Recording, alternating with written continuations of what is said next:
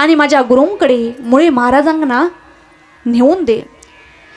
तेव्हा त्या मरग्या गड्याने पैसे मुळे महाराजांकडे दिले। तेव्हा मुळे महाराजांनी त्यातील निम्मे पैसे घेतले आणि निम्मे परत बाळू मामांना द्यायला सांगितले। पण ऐका, त्या मरग्या गड्याला दुर्बुद्धी सुचली, त्याने ते पैसे स्वतःवरती खर्च केले। पण ऐका, मामांचे पैसे तो मामांना कळल्यानंतर मामा शांत बसतील का? मामांचे पैसे, मामांना सर्व काही कळलं। तेव्हा त्या मरग्या गड्याच्या डोक्यामध्ये गाठ आली। त्याने अनेक डॉक्टर वैद्य बघितले, पण ती गाठ काही बरी झाली नाही। शेवटी मामांकडे आला, पण मामांची क्षमा मागू लागला। पण ऐका, माझ्या मामांचं खाल्लंय हो, शेवटी त्याला मरावं लागलं। नाही का, नीतीने वागावे कमी नाही होतं, उन्मत्ताला मामा शासन करीत। म्हणून ऐका, एवढी माझ्या मामांमध्ये ताकद आहे। म्हणून ऐका, तुमच्यावरती कितीही संकट आलं ना, तर त्या संकटांना सांगा माझा बाळू मामा किती मोठा आहे। दुःख अडवायला उंबऱ्यासारखा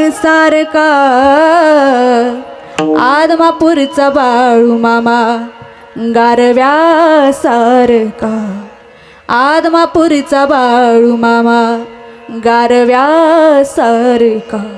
वाट चुकणार नाही जीवनभर तुमची, वाट चुकणार नाही जीवनभर तुमची। भक्तावर दया कर आरशासारखा, भक्तावर दया करा आरशासारखा। आदमापूरचा बाळू मामा गारव्यासारखा, आदमापूरचा बाळू मामा गारव्यासारखा। म्हणून ऐका, माझ्या मामांमध्ये एवढी ताकद आहे। मी तुम्हाला थोडक्यात सांगते। मामांचे दोन भक्त होते, एक गुण्याप्पा शिंगाडे आणि एक बापू शिंगाडे।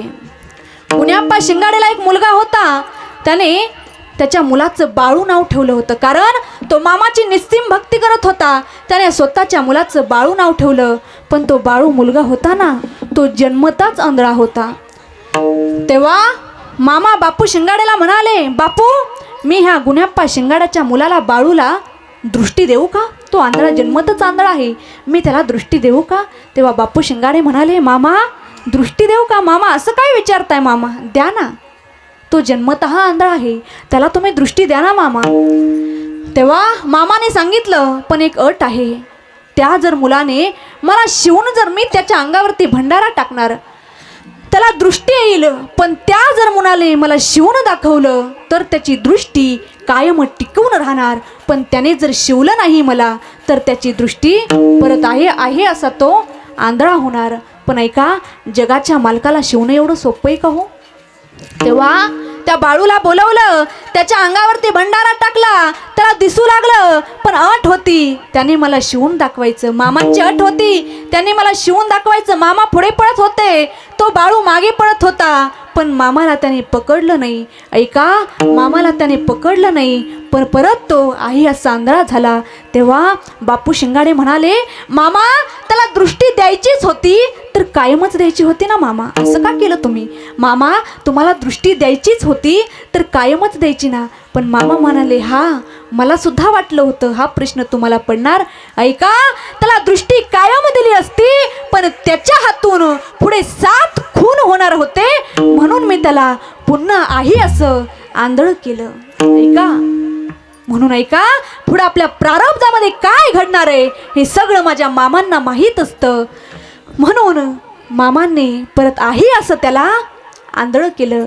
एवढी ताकद माझ्या मामांमध्ये आहे।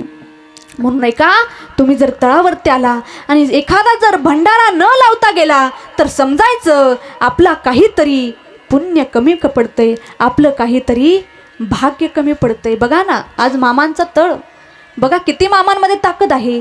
आज गावोगावी बघा ना, मामांचे मंदिर आहेत। आज तळ मामांचे बघा ना, गावोगावी फिरतात, पण मामांच्या तळावरती भजनं कीर्तनं होतात। किती ताकद आहे माझ्या मामांमध्ये।